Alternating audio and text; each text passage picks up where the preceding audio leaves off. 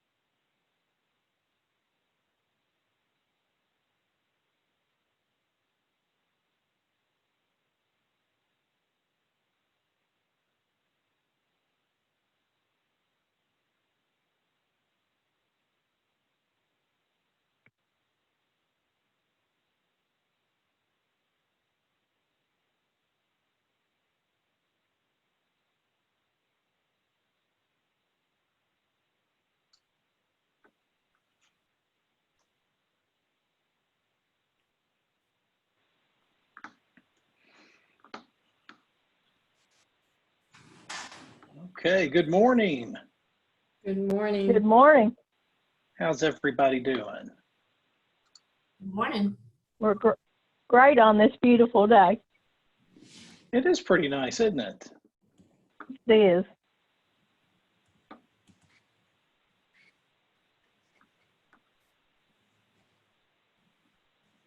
Okay.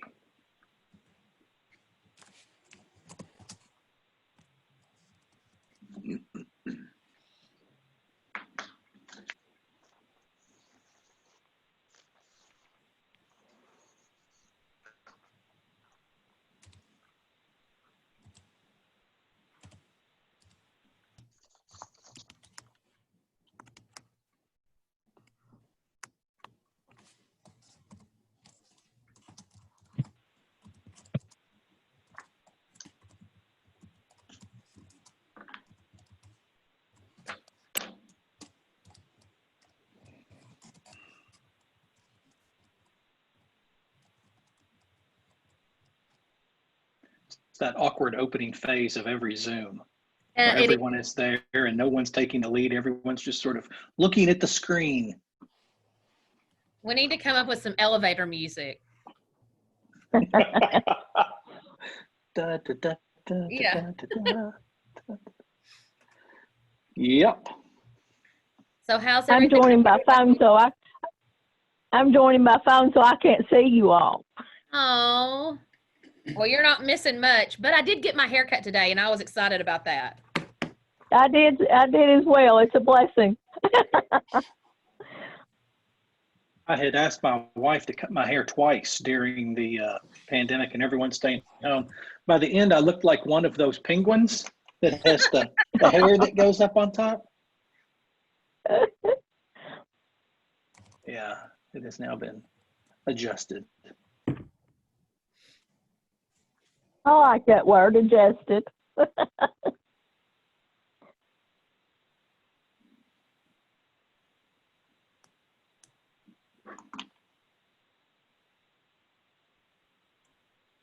Well, hopefully we will have our group getting in. Yes. We'll give them a few minutes. We've got Lyle Hanna and Andrea Bevan, the folks from Hanna Resource Group that are assisting us with the compensation and benefits survey. They're going to jump on about 1.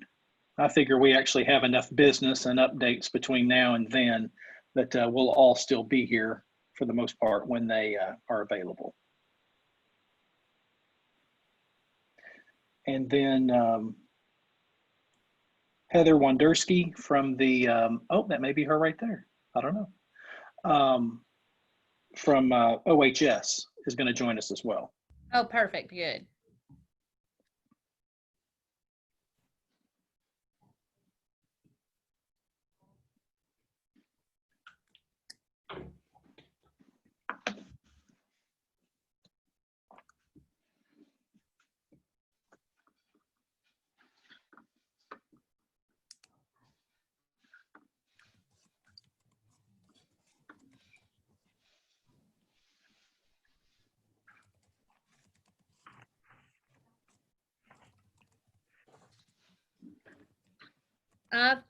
John, do we want to wait a few minutes?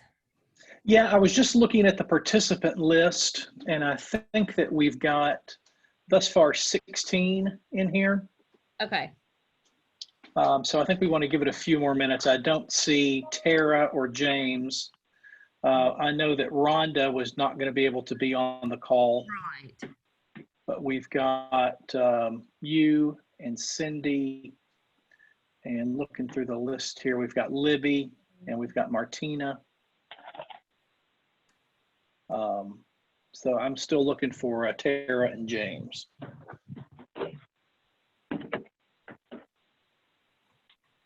So we'll give it a couple of minutes, Perfect. just like we would at even at an in-person meeting.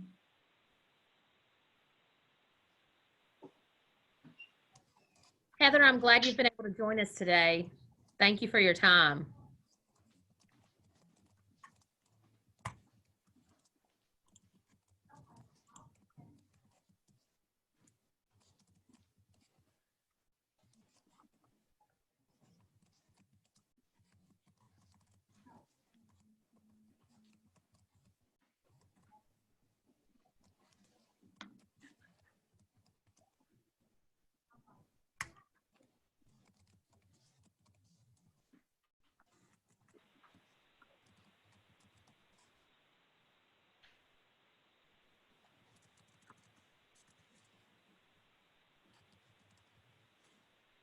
Yeah, so we'll just give it a few more minutes. I know we still have folks filtering in.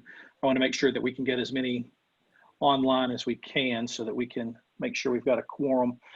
In the interest of meeting minutes, we are actually recording the meeting today, so we can forward that to Tara as the secretary if she's unable to join us, but I expect she will be able to.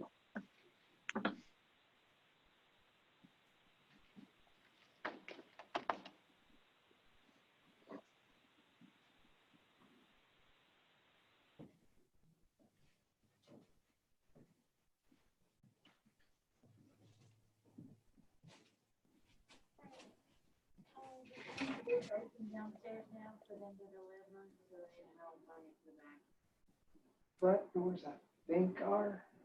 They can get up the stairs I think so. and they'll just have to. Then they have to buzz down here. Because they'll tell you what time they think. There's Tara. Hey, we'll be in C anyway.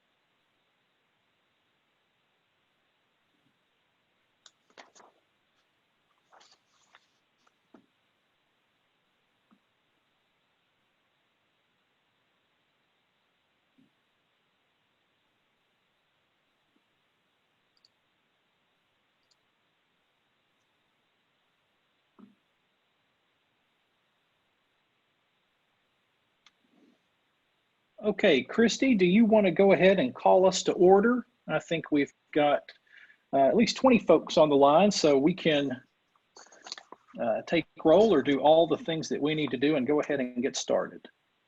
That sounds great. Well, good morning, everybody, or good afternoon. Over here in West Kentucky, it's 11 o'clock, so I haven't hit that noon. It's afternoon yet. So good afternoon, morning. Hope you had a wonderful weekend. Here in Paducah, it was beautiful. We were able to get out and enjoy the beautiful weather and just, kind of take a break and spend time with family. So I hope you're able to do the same. I thought I'd start off with a funny little quote just to let everybody take a deep breath and before our board meeting gets started.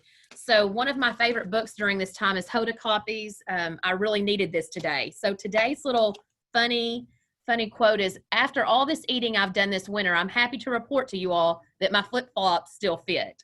So hope you're able to wear your flip-flops today, have some fun, and but also on a serious note, I hope you're taking care of yourself, hope you're taking care of your family, and that you're staying healthy at home or work, wherever you might be able to be right now. Self-care is the most important thing for each of us, but I thought that was a great way to kind of start the meeting. So I'd like to call this meeting to order. It is, I guess, 11:06 or 12:06, depending on where you're at. And John, did you say Tara did hop on?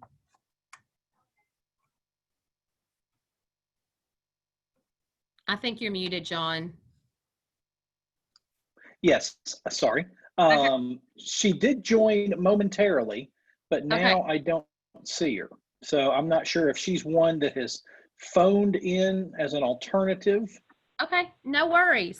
Well, Tara, go ahead and interrupt me if you are on here. If not, I will do a roll call and we'll get started. So if you can unmute yourself and let us. Is that you, Tara? Okay. If you will unmute yourself and let us know that you're here, I will do our roll call. Ashlyn. Audubon. Yeah, I think Jeff's here. Sorry, I was muted. I'm here. No worries. Belle Whitley. Big Sandy.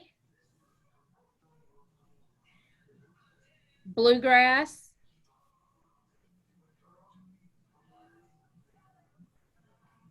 Bourbon. Here. Boyd.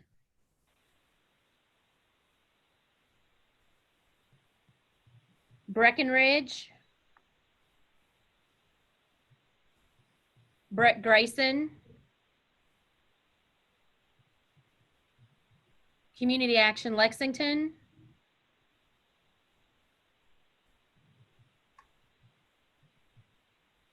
Community Action the Southern. Here.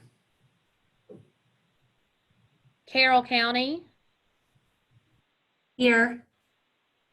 Central Kentucky.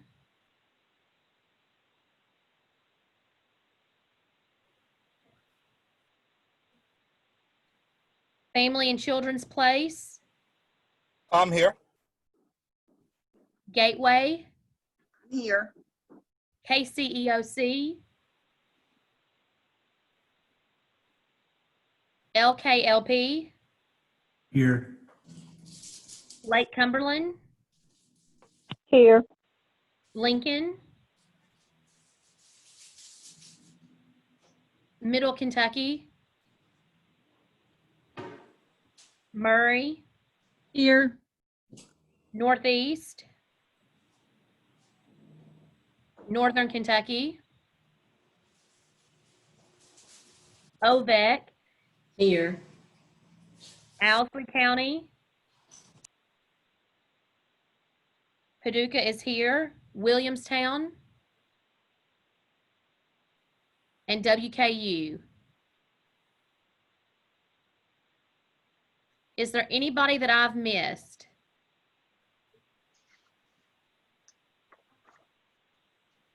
Hey, Tara, or she's connecting. Sorry, y'all.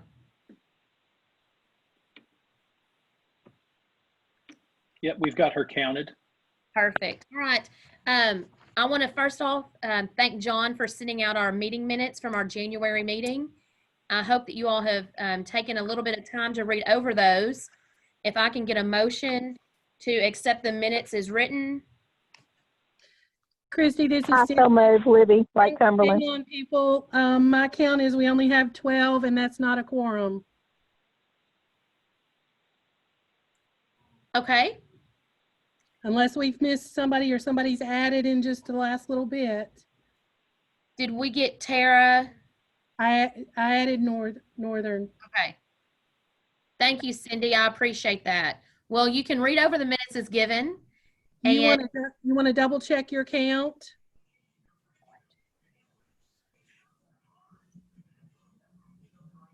I've got 12. Okay. All right. Yeah, Thank that's what I have as well. Thank you, I'm Cindy. trying to unshare my screen. Here it is. Stop share. There we go. Sorry about that. No worries.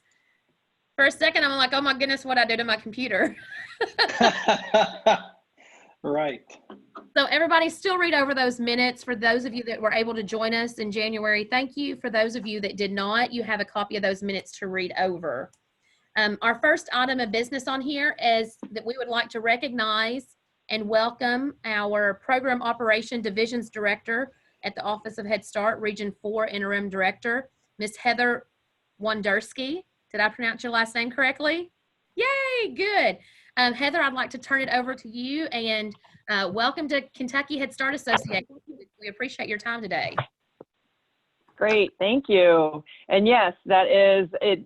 Sometimes a little bit of a trip up. So you did it perfectly. It is Wanderski. It is exactly. It's phonetic. It's so it's as easy as it is reading it. So I just want to thank you all for allowing me to and extending the invite for me to come and introduce myself to you all, and answer any questions that you may have. Just in general, a little bit about me. I have worked with the Office of Head Start for the last 16 years. I actually started as a program specialist in Region 5, which is the second largest region in the U.S. So I was based out of the Chicago office for the last 16 years.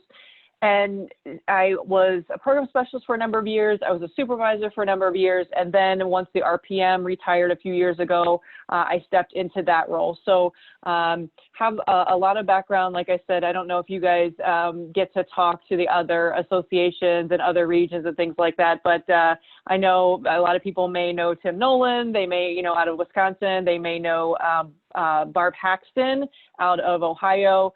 We really have very good working relationships with our associations in Region 5. I would love to be able to continue. I'm assuming that you all have open relationships in 6, or 4, but I know that every region is a little different, but I welcome the open communication, the being able to jump in at meetings if you guys have or need support. And I know I reached out to all the associations like after Dr. Moore left to say, hey, I'm here. If you need support for anything at your meetings, and we're more than willing to come and be of support to those and continue to make sure you guys get the most up-to-date information and get as much support as you need possible. So that said, I ended up in the middle of a pandemic, moving my family. I took on the Program Operations Division Director. I know some of you guys may be familiar with Fran Majestic. She ended up retiring at the end of the last year, and then I stepped into the position at the end of March. So I made my way from Chicago over to the DC area at the beginning of May. So I just myself moved.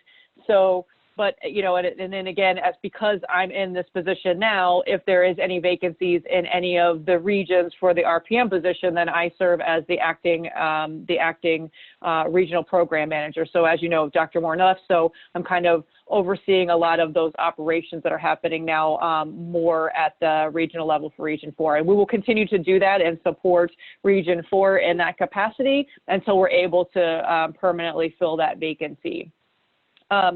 That said, I just had a very nice conversation with Mississippi, and so they had a lot of questions that they sent to me in advance, and I know that, and I do want to thank Christy and John for inviting me here today. John actually asked me a question last week that I'm sure has been burning for a lot of you, and I don't know John, if you were able to share the response with folks. But, I would say, it's generally a lot of the anxiety that comes about when a governor makes a determination that, yes, it's okay for childcare programs to open. You've got the standing order coming up as June 15th saying, yeah, you can. But what's OHS position on this, and what if we don't feel comfortable? Like, how are we navigating these waters, and what kind of supports is the Office of Head Start going to do to really help boost us up when it comes to figuring out what to do in these situations? And generally, I think kind of along the same lines, and kind of what I explained is along the same lines, just like we didn't tell you to necessarily close your programs, we're not going to give you the same guidance to open either. It really has to be a local decision. And I know when it came to closures, I think Dr. Bergeron had said, you could really consider adopting like the same, the same procedures or processes that your school districts are handling. I think in fact, we just talked about this as a central office team last week, but it may be more difficult now when it comes to reopening, because I think they're planning for looking to the fall. You all have to make decisions now whether or not you're going to open. You could potentially look to see, well, are they operating a summer school program? But again, they're making decisions for kindergartners through 12th grade, and you all are making decisions for these preschool kids and infants and toddlers. So I think that the decisions are probably going to be a little bit different, just given all of the guidance. And I'm hoping that you'll start to hear more probably in the next 2 weeks on, some local decisions. Consult with your health department. Same thing that we said before. You all have to make decisions on what's best, knowing all like the bigger picture of things. So I know some of the things that programs are grappling with is, if licensing comes out and says, I'm required to social distance, and you can have up to 10 people in a classroom, and we're coming out, and I know we said very distinctly, I don't know if folks were able to join the webinar on Friday for Q&A, that we came out and we said that still requires 2 paid staff in a classroom. So if licensing says you can have 10, you have to factor in your 2 paid staff, so you can now only have 8 children in that classroom. So and then how do you prioritize or be thinking about those things? How do you prioritize who's going to receive in-person services versus do I continue to provide, those other supports, virtually for other families if I'm running a full year program, so again, all of those different things and considerations. I know a lot of programs are like, well, we still want to serve as many children as possible. So would Office of Head Start allow us to consider maybe a double session option? And I said, and I've thought about and given some considerations to that. And I said, well, yes, but I think there's some considerations that need to be taken into account. Like, does double session meet the needs of the community? So if that's really not what families need, is that really the best thing to offer? Plus, if you have to clean, if there's an extensive cleaning that's required after each session, can you imagine like running a 3.5-hour day in the morning, then maybe spending 2 hours of cleaning, then running another 3.5 hours a day, 2 hours of cleaning, like that in itself would be a tremendous undertaking. And do you have the capacity and the supports to handle that? And does that make good sense? I think all of those factors have to be considered when you're thinking about wanting to be responsive and wanting to reopen. But, the other thing too is, do I have the staff to reopen? So as you may feel like, okay, yes, I think, childcare is a really important thing and we definitely want to reopen. But if your families don't have any childcare, for their own families, how do you get your teachers back to work if they have childcare issues that they're struggling to meet? So thinking about all of those different components, it really has to be a lot of thought put into making some of those decisions. And I would love to be able to say, yes, here's the guidebook on it, and here's the phased reopening plan. But if you, let's say, Cindy, are operating a program and you have folks who don't have any childcare issues, and I'm pointing at you because I'm seeing you, and I don't know. And then Justin over here has got another program, and all of his teachers are young and have so. Cindy, you may say, yeah, we can open and we can all come back to work, no problem. But Justin's like, I still got to stay closed because I can't legitimately reopen and serve all my kids over here if I don't have the teachers to do it. So, again, would love to be able to do that, but I don't think that there's going to be any hard and fast answer to support you. But I think there's a lot of things to consider, and we want to empower you all to make the right decisions for your programs. So I hope that helps. We're definitely going to be continuing to give a lot of resources and things. I did send John a link for that one webinar that talks about, how to serve children during COVID, and a lot of the information that's coming out from the American Academy of Pediatrics. They're a great resource. We've been really trying to work and partner with them as well as the CDC on a lot of our resources and support. So, as best as you can, I know it's really, really hard. We're sending out a lot of stuff and it's kind of like divide and conquer as best as you can with all the information that's being funneled out. But I do encourage you to continuously check ECLKC. I know one of the questions that Mississippi had asked was, would OHS be extending the staff pay beyond June 30th specifically, since right now that's our cutoff? And I would say the answer is yes. Right now we're internally grappling with the date to which it will be extended. And the other thing too is I caution folks and say it with the caveat that, again, the extension for pay on benefits and wages should be only for programs that would normally be operating during this time. So like if you're like a year-round early Head Start program and you continue to remain closed, then yes, we would still expect you to pay because under normal circumstances, your program calendar would support that. But if you're a Head Start program and you generally close by May 15, then and you don't normally pay staff during the summer, then you should stick to that because your budgets won't be able to sustain payment beyond what your budget would have originally allowed you to do, if that makes sense to folks. So if you would normally have like either furloughed or put staff on break during the summer and not pay them, then we would expect you to do that same thing and follow that same calendar. So we don't want people to get confused with the extending that pay and benefits. It's only for if you would have normally been in operations during the period and time in which your program now has to be closed, if that makes sense to folks. So, I mean, there's a lot, like I said, a lot of great questions. We're still working on a lot of that. I encourage folks to continue to check out ECLKC because that's going to be exactly where we continue to push out a lot of this information. Another question, and I don't think that these guys Mississippi asked it, but there's been some questions that we've been getting, like, how do I hire staff if I can't get them background, the fingerprinting that's required for part of my background check. So if you're, your sheriff's office or things like that, we put out a Q&A specifically. I think it was on May 22nd or 28th. I can't remember the exact date, but it was the last Q&As that we put out on the main page of ECLKC on our COVID site.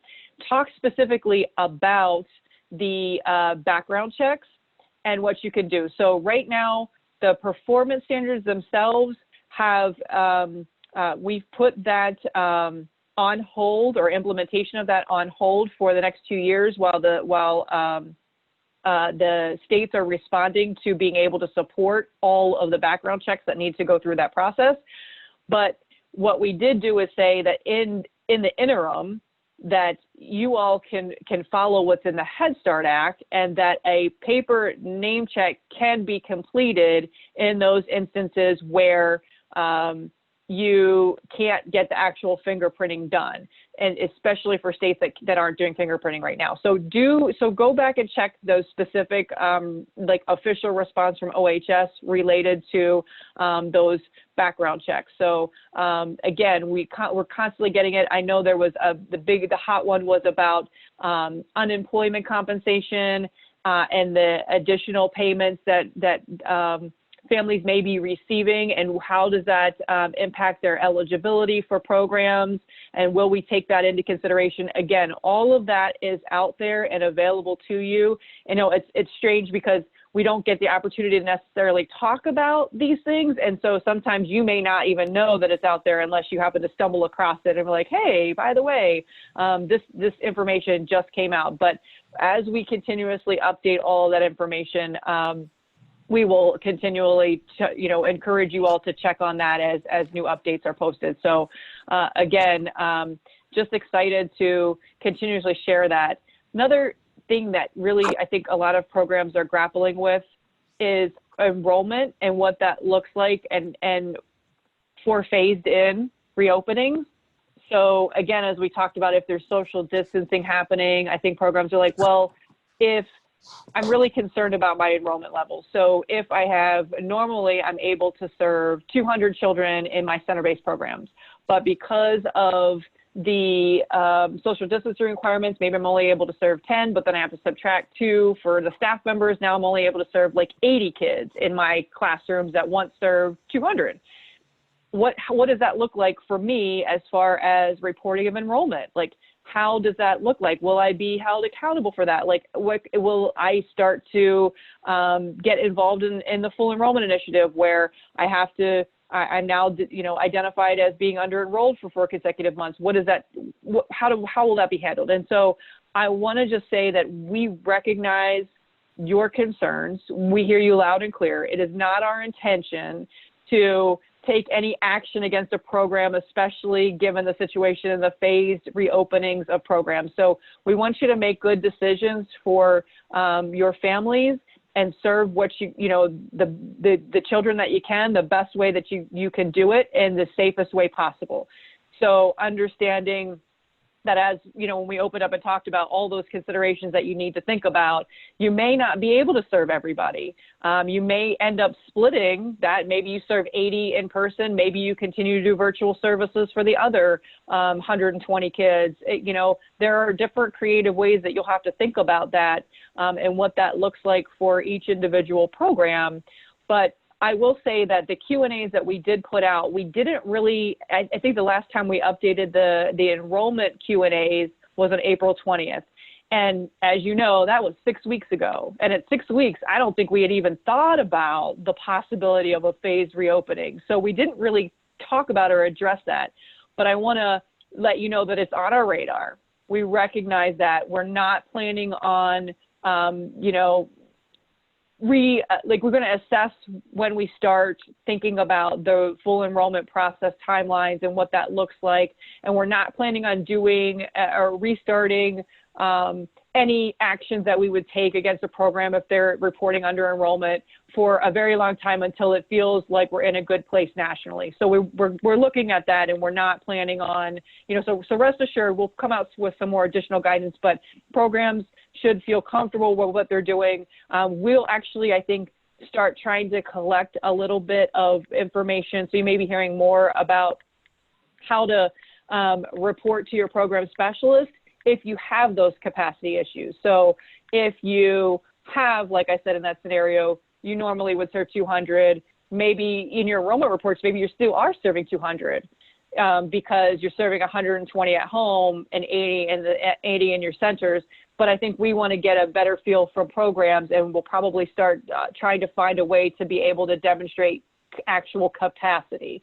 So of in-person services versus virtual services. So we get a sense nationally as to how programs are impacted. And I would say too, if virtual services aren't meeting the needs of families, you may end up seeing an issue with under enrollment because you may not be able to enroll new kids as your kindergartners, as your Head Start kids graduate onto kindergarten and you're trying to enroll new families, that may not be a possibility for some families. So you may end up seeing enrollment issues. But again, we're not going to, I don't want to say don't be, we'll give you fair and adequate warning if and when we start to go do that. So I would not be so concerned about it right now. Make good decisions for your programs and to be safe right now. So I just spit a whole lot out in a very short period of time, and I curious to know what, if you guys have any burning questions for me. I mean, certainly I can talk about, you know, some of the questions that Mississippi asked, but I don't know necessarily that you feel comfortable or that those questions would be applicable to you. I'm open to hearing, you know, if you guys have general questions or would like me to talk more about a particular topic, I'm totally willing to do so. This is your time.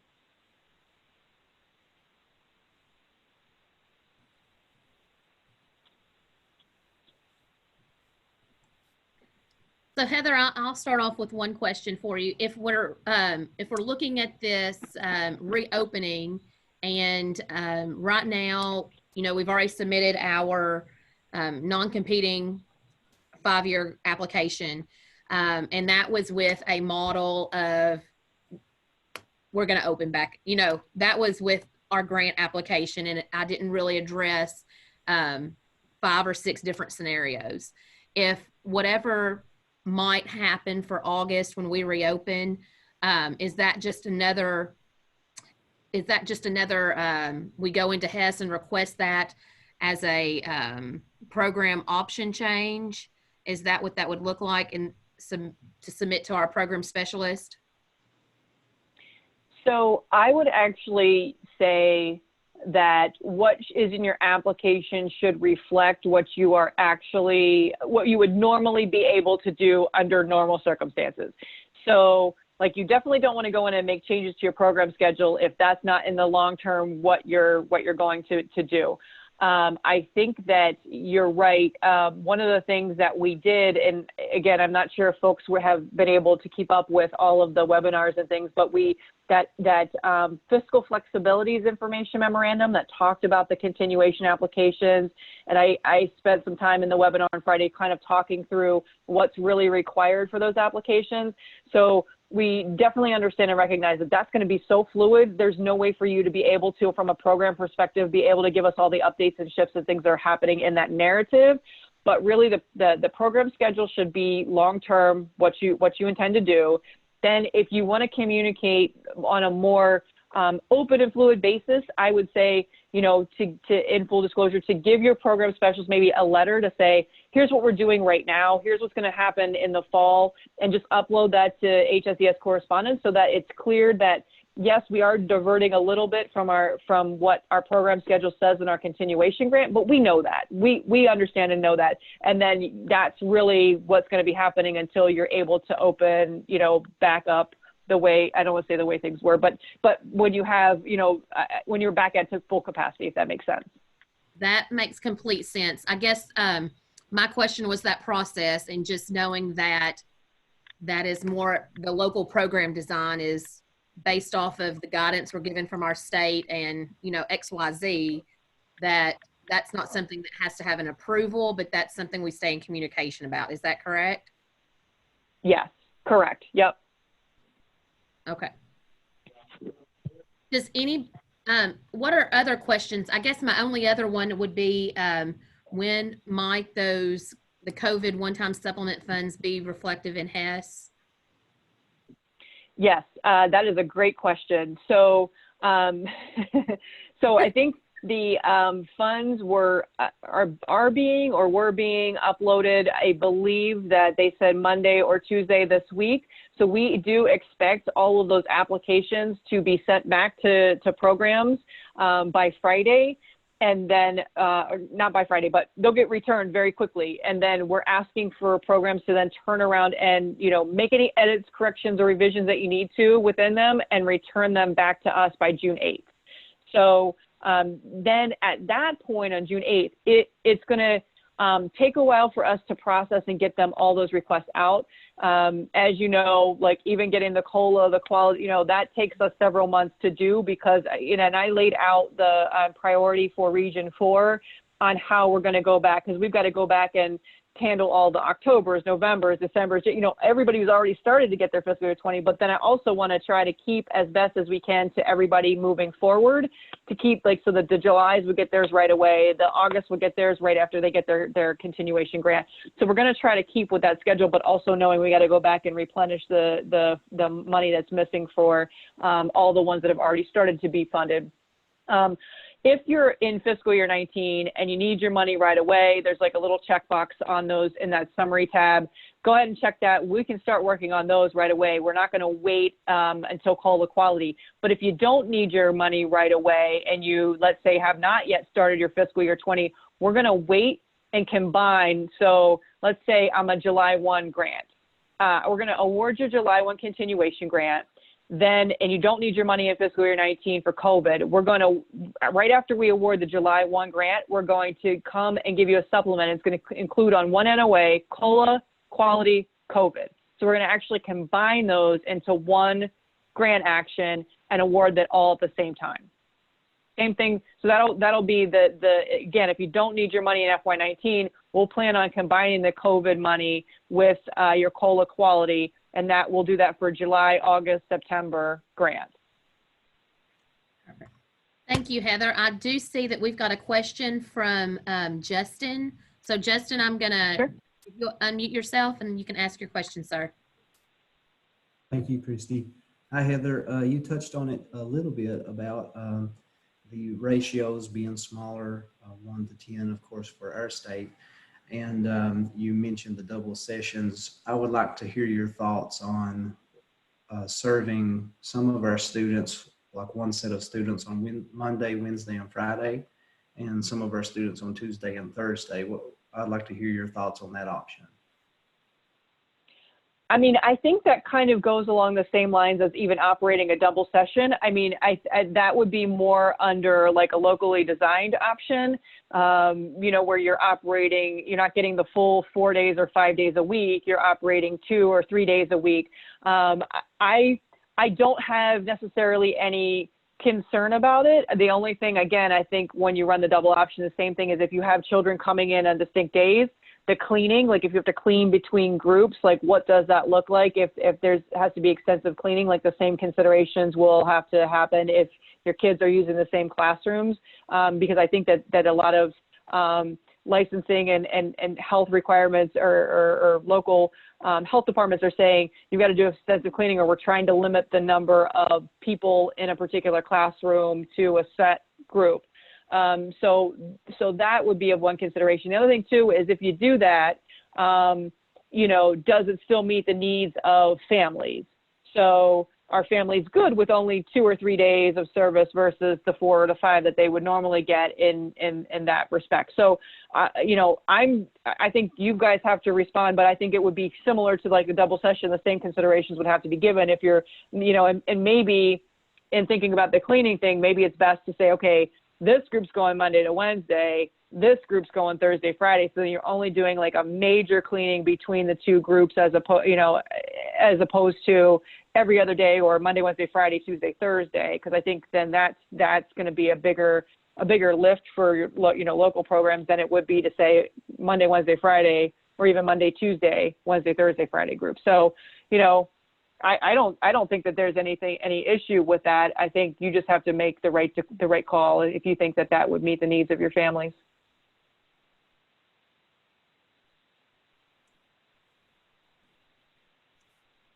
I'm looking over here to the right. Thank you so much, Heather. Justin, did that help you, sir? Perfect.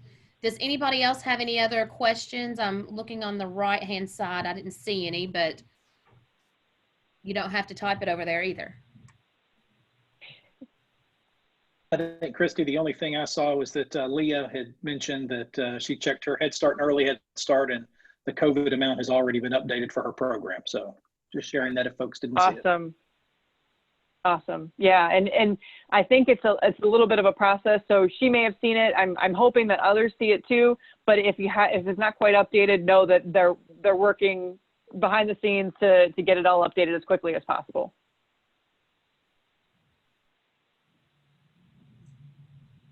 Anybody have any? But that's actually. Oh, go ahead. I'm sorry, Heather. No, I was gonna say, but that's actually good for me to know that it's working on the back end. Look, John gave me an update. Yay! This Heather, is one Libby, question. and for Sorry. the request for our summer programming, when could we expect to hear from our proposal?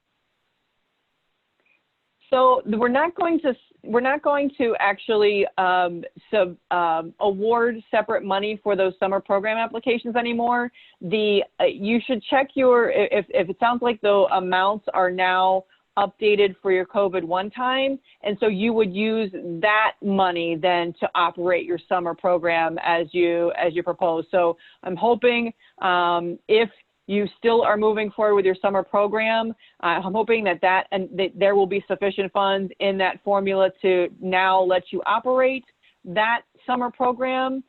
If it's not, please let your program specialist know. There is an opportunity, like if you still have the ability to move forward with summer and now you don't have enough money to do it, or would have to make some, like the first thing we said is see if there's adjustments that you can make, maybe to the number of weeks or services. But if it's still really not enough for you to even operate a program at all, talk to your program specialist. There might be an opportunity for us to help support you depending on how much additional funding you may need. Okay, thank you so much, Heather. Sure. Heather, I have a question. If you have been waiting for conversion or reduction, and you've been waiting way over a year, and I've been in contact with my program specialist, we just continue to wait. I know COVID-19 has slowed a lot of things down, but we put it in our last year's applications, and I've still not heard anything whether those two have been approved or not for two different programs. Can you send me an email? I can send you an email. I would be glad to do that. And I would be more than happy to take a look into figuring out where those are at. I absolutely can do that for you. Great. I'd appreciate that so much. You'll have an email today. Thank you. Thank you. Nice to meet you. Yes, nice to meet you. And whenever you guys have issues like that, if there's something that, I need to be circled in on, or there's been a long delay, just, let me know. Because, like I said, I don't always get to, when you walk into a situation, you don't always get to hear about all that. So as best as you can let me know and keep me updated, I can follow up on that and get you a response right away. Excellent. Thank you again. Mm-hmm.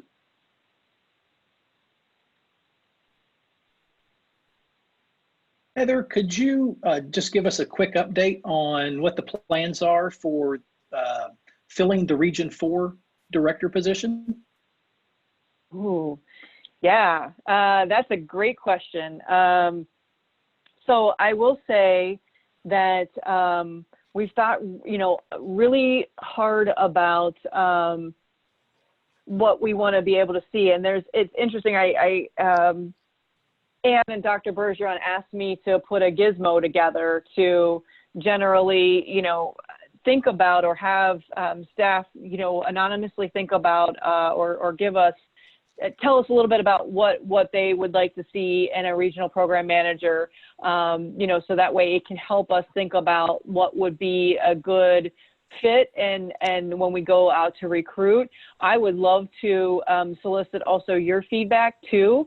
I know that it's extremely beneficial for us to hear and receive that feedback, so that way when we go out for recruitment purposes, like we're going to make sure that we give it as much time as possible. Like we're not walking into this with any preconceived notion of like we have somebody in mind for the position at all.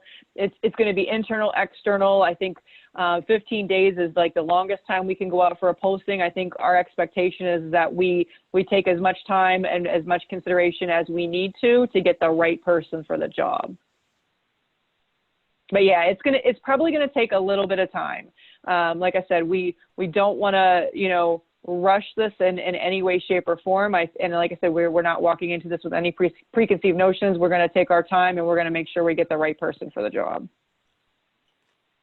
So that said, I didn't really answer your question as far as timelines were concerned. It's going to take a little bit. We have to do a lot more, I think, on the back end before we can just put the position out on the street, if that makes sense.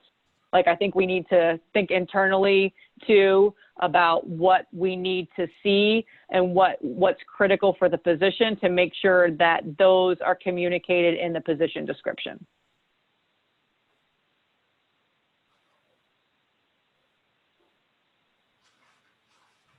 Does anybody else? Go ahead, Cindy. I love your idea there, and I really, really would hope that you would come up with some mechanism to solicit the feedback from grantees. I personally will say I saw a huge difference in response in having someone who had Head Start program experience in that leadership role. And so I would really appreciate grantees having an opportunity to feed information to you and your team about what we feel like are strong characteristics in that leadership role. Yeah, yeah, I agree. Like it's kind of like trying to weigh, you know, is it better to have Head Start experience or you know, so how do you weigh all of the different pieces and components and what's really required for the position and where we feel strongly about it. So absolutely. I was actually jotting that down. I'm like, okay, maybe I need to do a gizmo for internal staff and then do a gizmo separate for our external constituents too, to make sure that we get the right person. Absolutely. Thank you.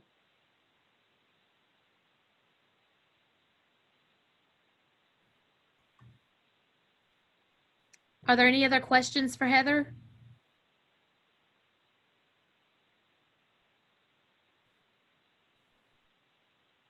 All right, I don't see any. Heather, thank you so much. I greatly appreciate your time. Thank you. I look forward to having you hop on some more Zoom calls or hopefully face-to-face here soon. And we can. Would be nice. Yes, it would be great.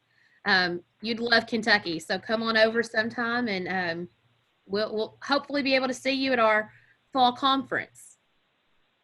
Okay, sounds great. Thank you so much, guys, for your time. I really appreciate it. And like I said, if you guys have questions, keep them rolling in, and we'll do our best to answer them and get you responses as soon as possible. So thanks all again for your time, and looking forward to potentially the fall conference.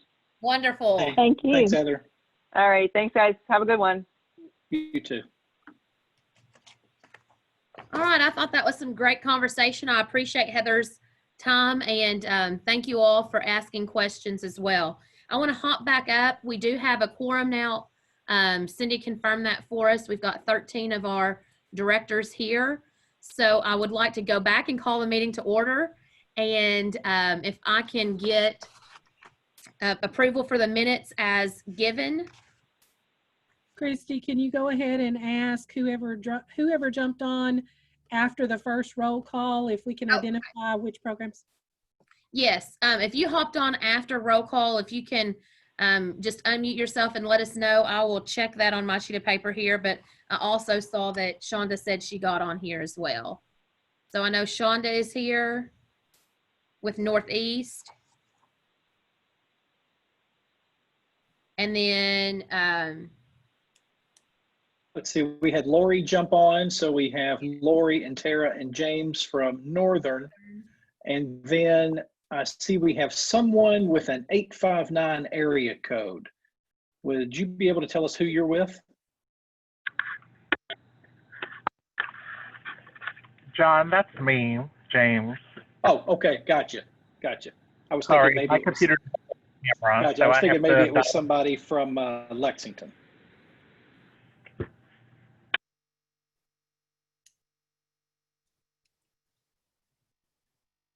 Yeah, so I think that would still give us, recognizing Shonda, that would give us 13. okay. All right, perfect. Is there a motion to accept the minutes? Approve the minutes, I'm sorry. I so move Libby Lake Cumberland. Thank you. That was, y'all heard Libby at Lake Cumberland. Is there a second? A second, Carla Brown, Community Action in Southern Kentucky. Thank you, Carla. All in favor? Aye. Any Aye. opposed? Motion carried. Thank you all. All right, we will go on to my to officer reports. I don't have that much. I think that us being able to meet either every week or every other week, however we've been able to connect, has given us the opportunity to stay connected. I just want to reiterate that I hope that you all are looking at all of the ECLEC resources. There is a a tremendous amount of resources there to stay in touch and stay up to date. I also want to encourage you to make sure you're staying connected to the Division of Child Care as well. They've been submitting and releasing information that supports all of our programs and what that reopening could possibly look like. The only other piece of information I thought, or a couple more pieces, I have been asked. Myra Ingram called me on Friday, and I'm going to be sitting in on a reopening call representing school districts with OHS and Region 4 and the National Head Start Association. We've got a call this Friday and then next week. So I will be probably reaching out to some of you all to see if there's any other ideas that you all have on what that will look like. I know Myra told me they also reached out to some community action councils in Kentucky and within the region to be a part of these upcoming phone calls and discussions. So I appreciate OHS and the National Association partnering together to support Head Start programs and what reopening can look like, and just ideas. So if there are other ideas and suggestions you have for me or questions that you would like me to ask, I'm happy to do that, and I can report back at our next time together. I encourage you, I know John sent it out, and I appreciate him sending that out about the NACCE virtual conference that's free. So I hope that you are taking advantage of that, but more so, I hope you've taken advantage of the GOEC's online webinars as well. I attended some that were on the trauma-informed care, and I thought those were good sessions. So I hope you're all able to take advantage of those. And there's just tons of opportunities for professional development for our staff, for ourselves. And, you know, we've even had some parents that we encourage to get on there that have had, you know, questions, concerns, and kind of wanted to further their knowledge. So that was a good time to send those out. The one-time funds, I know that we talked about that. I did check, mine were in there. So y'all can check on Hess and see that your funds are there as well, or at least the upcoming week. Does anybody have any questions for me? I know that I went through that really quickly, but I appreciate all of the programs that have reached out or we've stayed connected and shared ideas back and forth. I think that's going to be the way that we get through this, is sharing ideas, especially when it comes time for reopening, because it's going to look different for everybody. But I appreciate Heather sharing that with us, that, you know, hopefully that's going to look like a more community, what's best for your community, and not just a one size fits all and this is how it needs to be.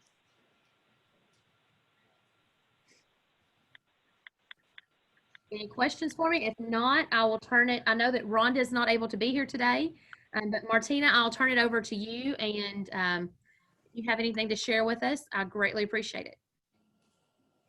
Christy, the only thing that I have is just a follow-up per our conversation, and then I sent John an email as well. But as the governor has released guidance on reopening child care facilities, I think it would behoove us to conduct a survey to find out what programs across the state will be operating or opening up the early Head Start specifically, because most of them are year-round programs. So I would just be curious to know who's opening and who's not. And that way, you know, if we do have programs that's opening, we could find out what steps they took, you know, how did they get to the point to where they were able to open up within a 2 to 3 week window. So John, I don't know if you want to follow up and talk about that possibility and when that would be coming out if we're able to do so. Yep. In fact, we can put together a really quick survey, and we should be able to get that out even tomorrow morning. And we can get that out to folks and just ask them some, you know, 3 or 4 very simple questions. And then based on that feedback, we can then do follow-up with those programs and get some additional info from them. That sounds great. Martina, I appreciate you talking to John, and I appreciated our conversation the other day. It's important to have that data and have the knowledge of what everybody else is doing so we can support each other, especially the ones of us that have the early head start. And y'all might be looking at opening a little bit sooner. Does anybody have any questions for Martina? Or Martina, do you have anything else? No, Christy, I do not have anything else. Okay, Erica, our third vice president report. Erica, have you been able to join us today?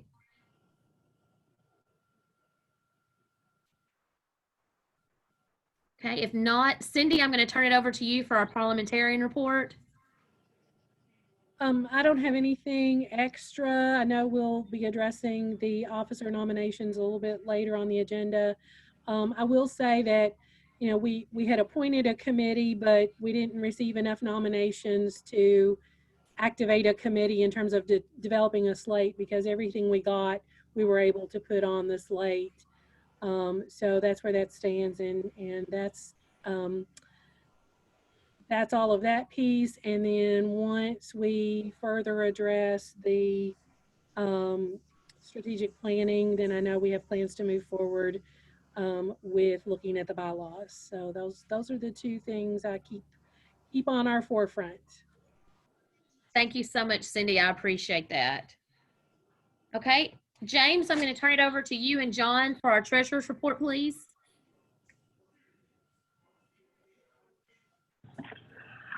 So John has sent out in the email the financial statements through April 30th. And so since he does an amazing job explaining it in more depth, I'm going to let him take it from here to explain the profit and losses. Okay, very good. Can everybody see my screen? I've got pulled up on the screen the financial information. This was all emailed out to everyone, I believe, the beginning of last week. So I can just go through this very quickly, and then if you've got any particular questions, we'll be happy to address it. First and foremost, what I would point out is, if you'll look on this page right here, we have brought in just over $40,000 this year to go towards our annual conference. You'll remember that we were originally slated to do that in early March. As a result of the COVID-19 pandemic, I think we were one of the first organizations to make a decision to say, no, maybe not the best idea to bring everybody together face to face. I think we made that decision hesitantly, but we went ahead and the executive committee made that decision.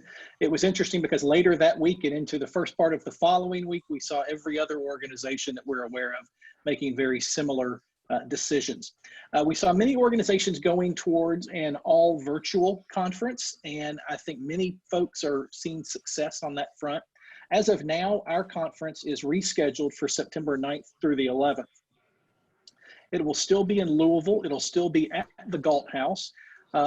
If you had registered for the conference and you had paid, unless you affirmatively requested a refund on those registrations, we have simply moved those registrations and those names to the new conference. So if you had registered and you didn't request a refund, any folks that you registered are automatically registered for the new conference, and we'll be sending out new information about it as we get closer to it.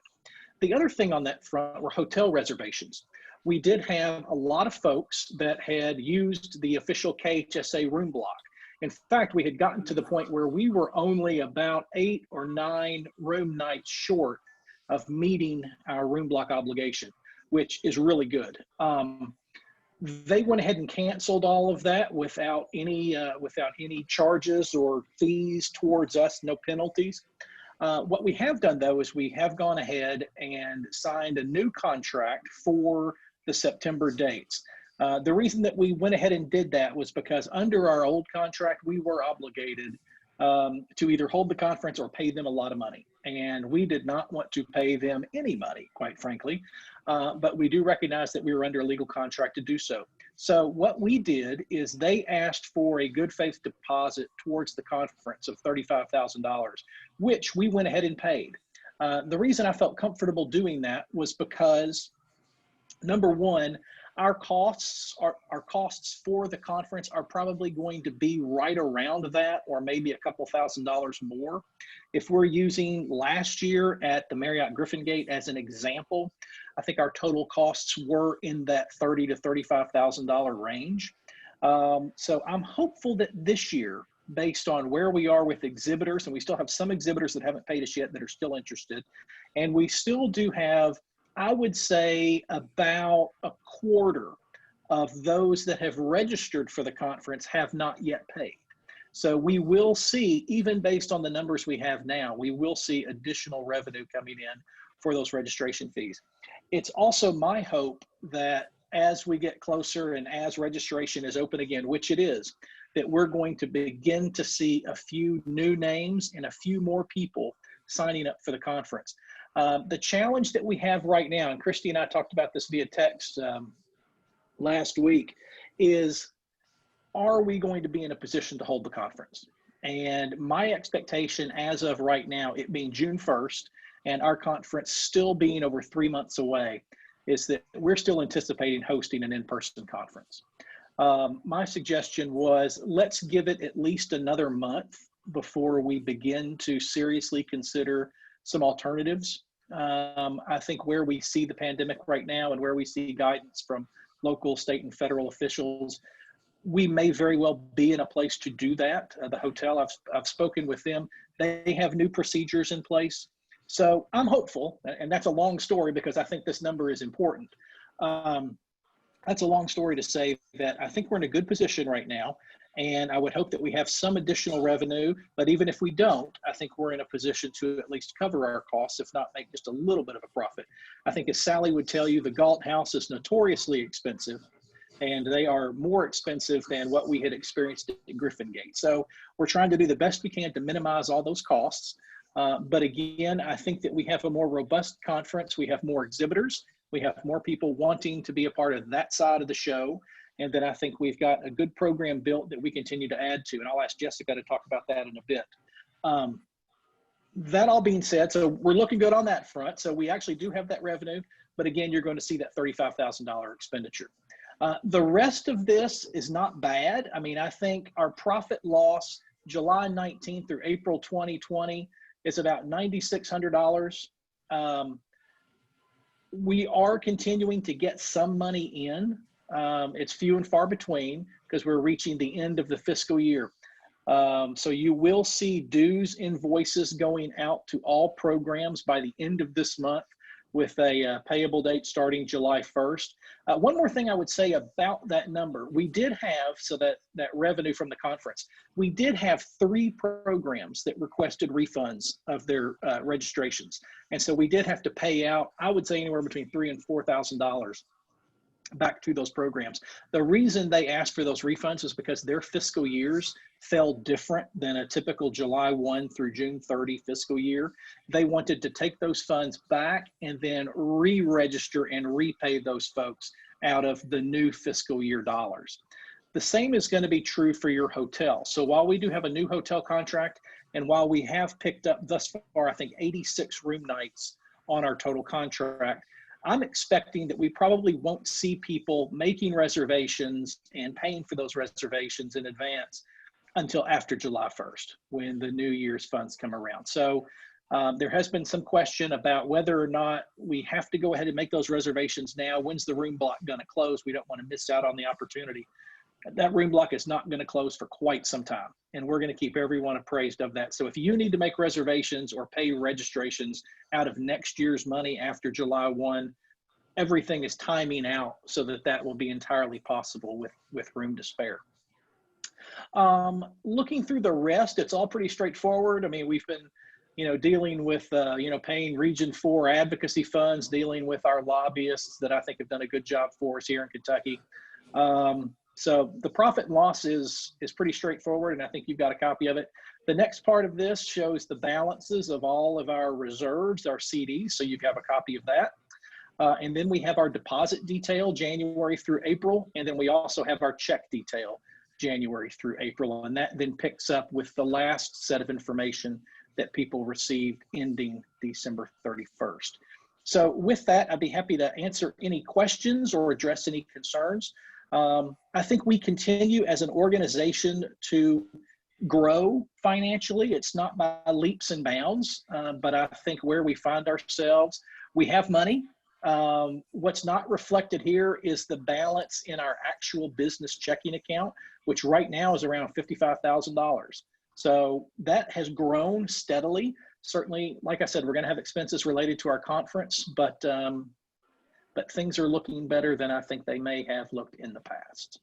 So with that, I'll turn it back over to James and be happy to answer any questions folks may have.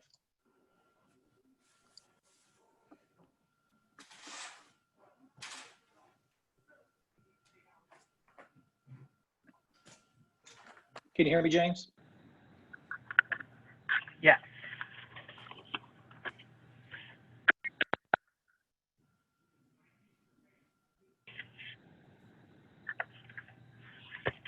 That's all I have. All right. Thank you, James. So we'll accept our financial reports as given, and we will move on to Miss Libby. Do you have any announcements or reports for us as our public relations?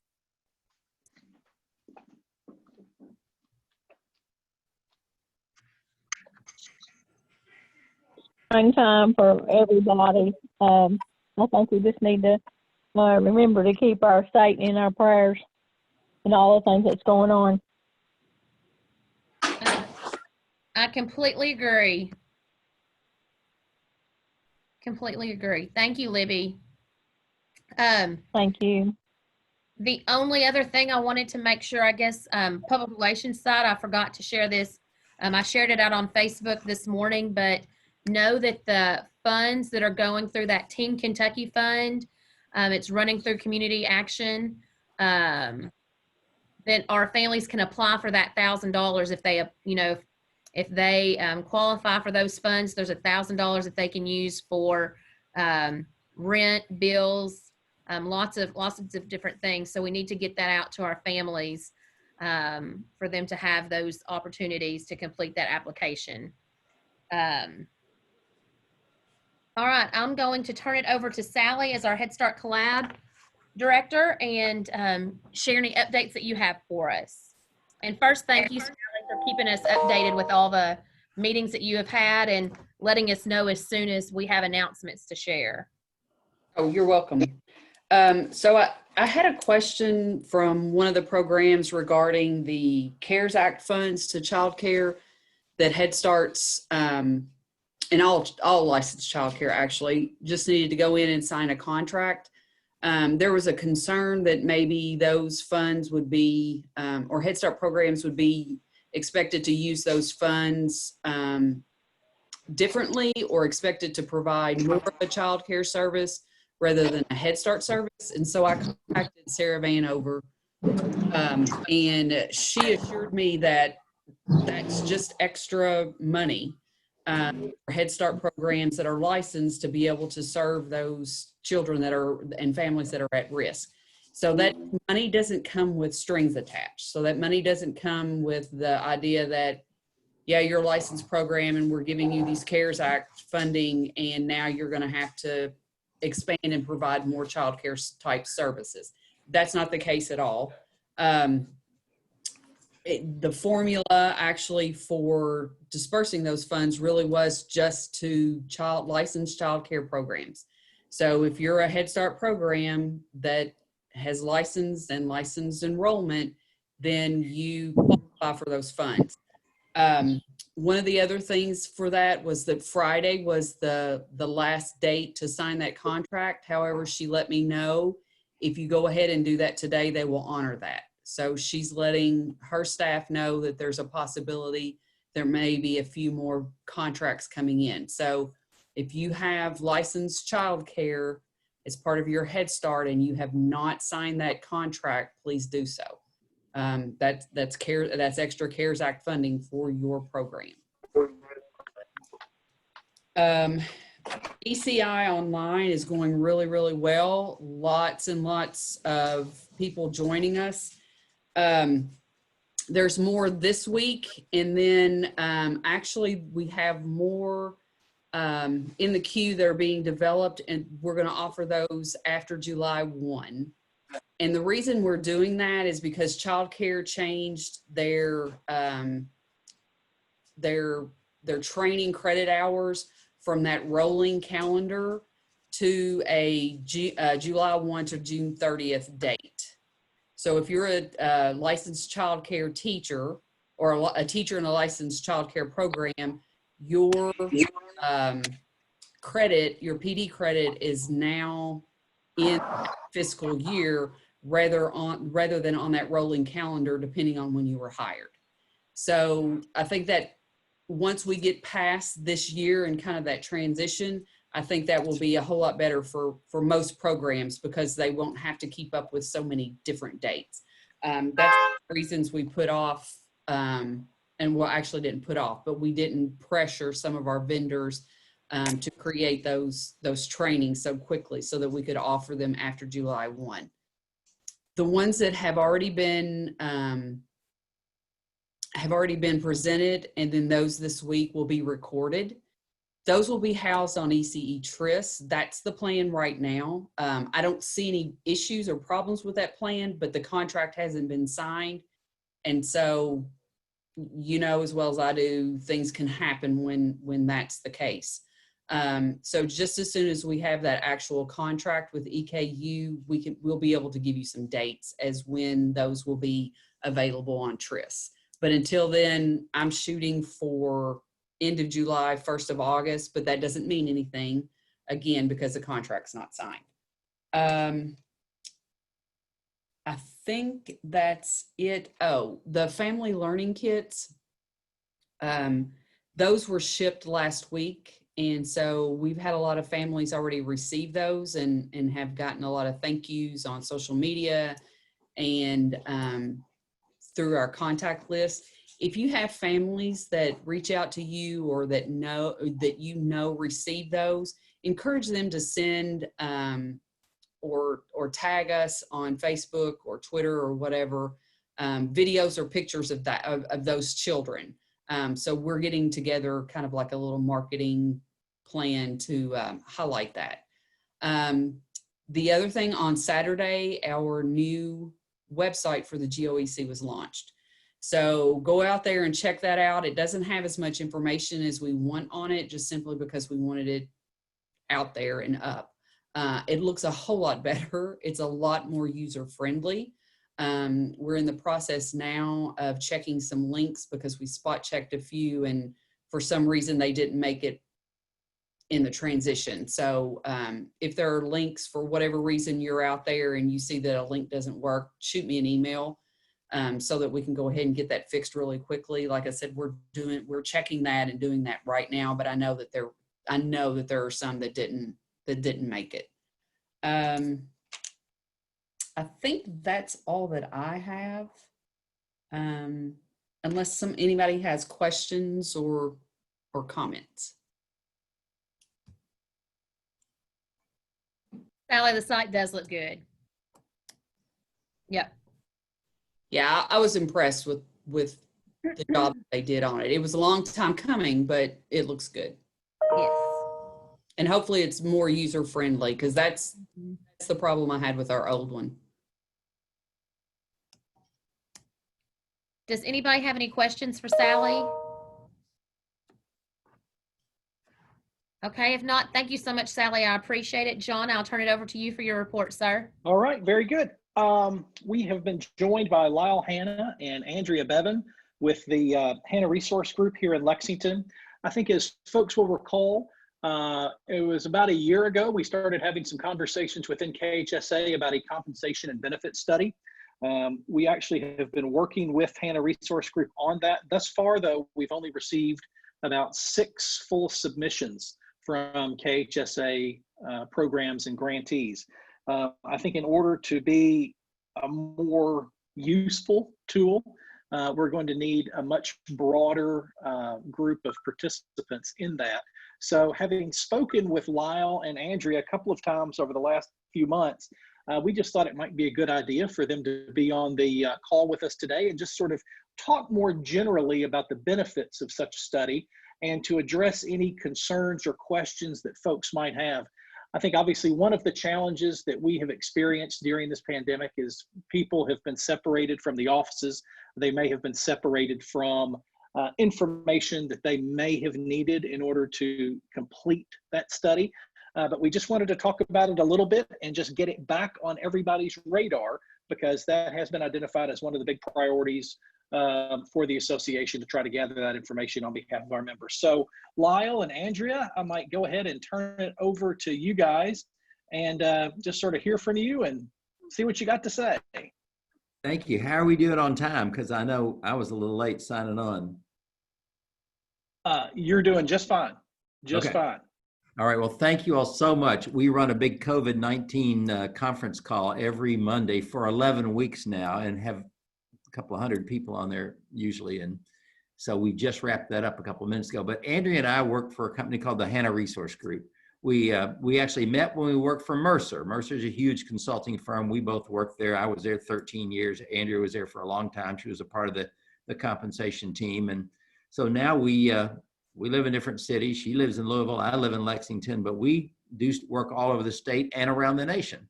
And we do a lot of compensation work. And we thought giving a little bit of background about our company, what we do, why this stuff's important, and then, you know, how we need to collect this information. It's not all that complicated really to get it done. We just need some help. Can't do it without the data. But we've been doing compensation work for many years. And you'll know some of our clients. Our company actually runs HR for a bunch of companies. One of them based not far from John in Frankfurt is the Kentucky Bar Association. Like, we are their HR department. But there are lots of others that we just do all kinds of comp work for. So KCTCS, Kentucky Community Technical College System, we developed their compensation system quite a few years ago. We still help them maintain that. We're doing that now for the state of Alabama. We have 16 colleges in Kentucky. They have 25 or more in Alabama. So we have, you know, big and small organizations. Listen, I was so excited about working with Head Start just because I'm a kid nut. You know, I spent the weekend with my 4-year-old grandson, and I just know how important it is to take care of our young people, our young children, and get them developed. So we want to help you guys. We really worked hard to try to get this project because we wanted to work with you. And so what it means is that we get information on all of your jobs. And if you want, we'll help you make those more consistent across the different communities. That's not absolutely necessary, but sometimes people want to do that. But what we try to do, we help you get an understanding of what do these jobs normally pay? What do other people pay for this? We pay a ton of money every year to participate in or to get information from these two huge organizations that keep compensation data. One of them was owned by IBM for a long time. It's called KHSA. And they have data from tons of communities. It's updated monthly. And so actually what we do is we take this data and we compare it to your jobs and figure out, okay, what are you all paying on average? And we look at it for your location, but we also look at it across the organization. And then what does the market pay for those things? So we can be able to give you some feedback about it. Here's where you are. Now, we've got some really other large clients. Like, I've done this for the city of Lexington for many, many years. And I wouldn't ordinarily share this data from another company, but they're a public entity, so it's public information. But when we first did a study for them years ago, they were paying at 79% of the market. Well, if you're paying 79% of the market, and the market's 100%, okay, that's the average. That's the average is paid is 100%. And they're paying at 79% of the average. That's way below. You think how many years it takes to make that up? If you get a 3% raise a year, you can never catch up. So it's good to know that stuff because it makes a difference of whether you can hire the people you need to do these jobs and whether you can keep the good people you need to do these jobs.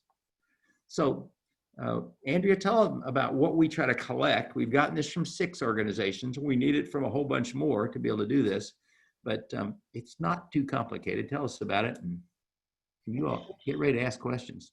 Well, I worked with John to develop a collection Excel spreadsheet that he had sent out to everyone. Well, we basically, from an employee standpoint, we're looking for name, job title, their current compensation data, location, any other demographic information we can get from them. It helps us kind of pinpoint where and what they're doing. And then job description information, if you have any, would be extremely helpful. Org charts, if you have that, is also very helpful. And then some basic information about benefits, which would be collected through the Excel spreadsheet. So basically your carrier, cost of benefit, company portion, employee portion, that type of thing. Mostly focused on medical.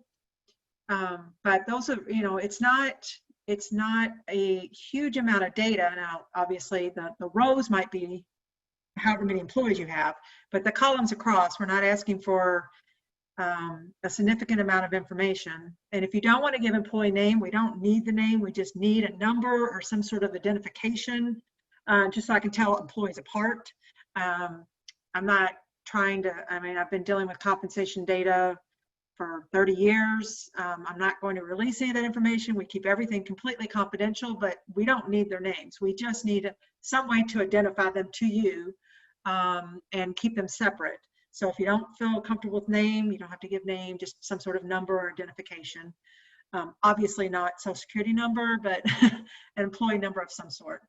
And that's really all we're looking for, so we can start gathering all that and pulling it all together and coming up with what is consistent across the organization, what's not consistent, and where can we find some standardizations that might help you all out. Yeah, and I would add that I think the 6 programs that we've received from thus far, we've got Audubon, Bell Whitley, Gateway, KCEOC, Lincoln County, and Southern Kentucky. And I would say that in each of those instances, I think in each of those instances, before they submitted that information to us, they went in and anonymized who those people were. So they did not submit names. They submitted some sort of unique identifier that they came up with on their own, to which we have no idea who that is. So just so folks know, I know that one of the concerns expressed early on was that of privacy, that there may be some prohibitions within certain organizations or agencies to sharing that. So they have been able to anonymize that and to get it back to us. So hopefully that addresses some of those concerns. Good. Other questions? I will say that we do this with thousands of employees across the nation every year. Some of our clients, like, well, large educational organizations, have a lot of people, and no one has ever given us coded data, but we're open to it and ready to do it. Usually they share it, and it's really helpful when it comes back to you. You can sift through it faster and figure out what's going on. Yeah. But you know, we're willing to do it any way that works, and we do know that you will unanimously, when we're done, people go, "Oh my gosh, I'm glad we finally did this. Now we know where we stand." Because if you're applying for grants, if you're getting other people to help, if you get donations, whatever it is, it's good to be able to share it sometimes with people. Hey, we know where we stand on this, and we need to do better, because I'm betting you guys are not going to be over average. You know, that'd be highly unusual. You're going to be under, and it's kind of nice to know where that is, so you can start planning for it. You know, so you can try to find ways to pay people better over time. So that makes sense. We actually started the Best Place to Work in Kentucky program 16 years ago or something. It's now in 28 states. It's in 70 places around the world, like Southern California. There are other places that don't do the whole states, you know, they just do regions and stuff. But what we're experts at is building better places to work, making it a place where people want to be engaged, want to be fully utilized in what they're doing. And compensation is just a piece of it, but it's a piece that's really important. So that's why we put a lot of energy into it. So we like to be a partner with Head Start, and this is a good way to start and help you. If there are other ways down the line we can help you with, we want to be there for that too. Sorry, I couldn't hear what you said. My phone was recording me, I guess. So with that, let me ask the group of our Head Start directors that are with us on the call. Are there any particular concerns that you have sort of out of the gate if your program has not yet been able to participate in this? Or is it simply a need of us as an organization, as KHSA, just needing to sort of jumpstart this process again? I'd certainly welcome any thoughts or comments that folks have, if any.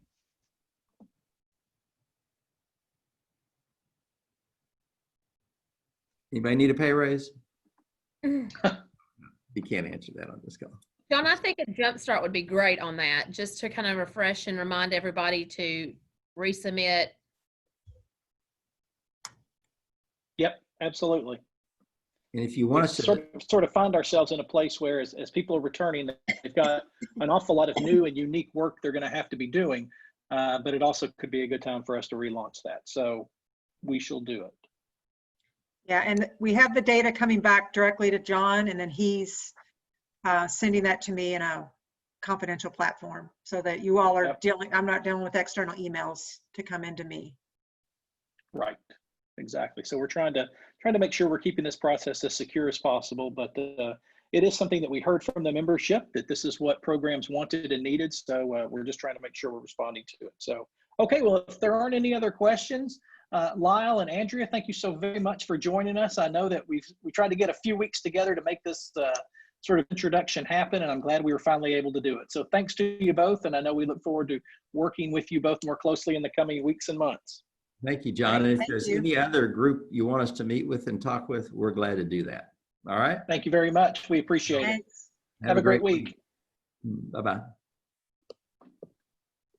So Christy, other items, we already talked about the annual meeting, but I would turn to Jessica to maybe give us a quick update on where we are with her outreach and contact. I know that we've got a couple of categories of programming that we did have some things scheduled, and those folks either aren't able to join us in the fall or they have not been responsive to us. So we may need may need help with a couple of those categories, but I'll turn it to Jessica to explain. Yes, so I have reached out to everyone who was scheduled to be at our conference in March. Most of them have, I've rescheduled them. And I think that our new agenda is looking really good. I have one director's track I need filled, and I think 3 family services and 1 health. So if you all can look through the agenda, it's on our website. And if you don't see something that you think should be included, just send me a contact and I will be more than happy to reach out to them and get that set up. And then also, Sally spoke a couple weeks ago about how we, OHS isn't collecting the PIR data. So we just need to decide if we want to collect any data and how that would work for us. So if you all have any ideas on that as well.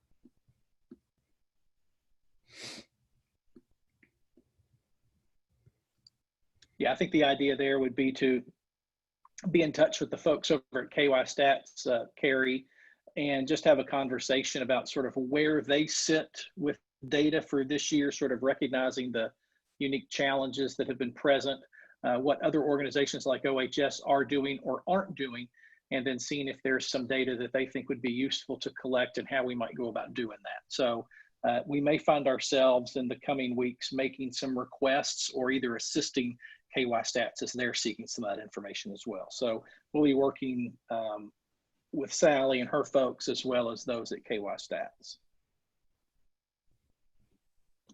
As far as other things are concerned, we continue to have our weekly conversations. I think that those have been useful in the sense of bringing in some different speakers, some different trainings and thoughts, but most importantly, allowing folks to simply stay in touch with one another, to share thoughts and ideas. I think we're now entering that phase where if we thought closing was hard, reopening under new guidelines is probably going to be even more stressful.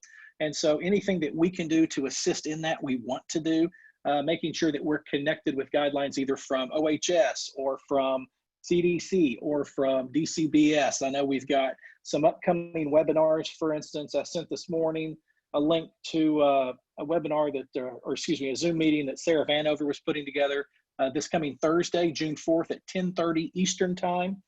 Folks should have received an invitation to that Zoom. We've got next week on June 8th at 2 o'clock, that's next Monday. At 2 o'clock, we've got sort of a web demo on ABC Mouse and some new programs that they have for Head Start programs. And then we'll continue to have our conversation, and I'll send that out today, June 8th, next Monday at noon, just our continued leadership. I do want to be conscious and cognizant of what's happening in the programs. So if we're asking too much of you, please let us know. At the same time, though, I would hope that KHSA can be a vehicle for sharing information among and between programs. And as we go forward, I know Christy mentioned she has this call on Friday. There'll be some information to share on Monday with folks. We'll get the survey that Martina suggested out into the field, and there may be some early returns from that we could share. So we're just continuing to try and be useful on that front. Other than that, you know, the big thing for us, I think, obviously, is the conference, which we've talked a lot about. The next big thing for us is going to be the strategic plan. I think over the last year, we've spent an awful lot of time, you've spent an awful lot of time thinking about what that needs to be, how we can recast the vision for the organization, what do our goals need to look like going forward. And that really, from a staff standpoint, gives us the direction that we need to begin to recreate. What do our committees need to look like? What does our emphasis in partner building need to look like? What are the specific things we need to be doing as an organization to measure our own success and outreach? So, you know, that really is going to be, hopefully, if we can get through that process today, that's going to put us in a position to be able to begin to do some new things. It was interesting, Rhonda asked, she was unable to be on the call today, but she was asking about committees. And I think as folks will recall, when I first came on board, we did have our committees working, getting together, but I think we observed that those committees did not necessarily have a specific direction, what they were driving towards. And we sort of suspended those committees meeting. I really think that one of the first things we're going to be able to do following this is to begin to reactivate some of those committees, begin to get the different segments and membership of KHSA and Head Start generally across Kentucky more engaged with one another.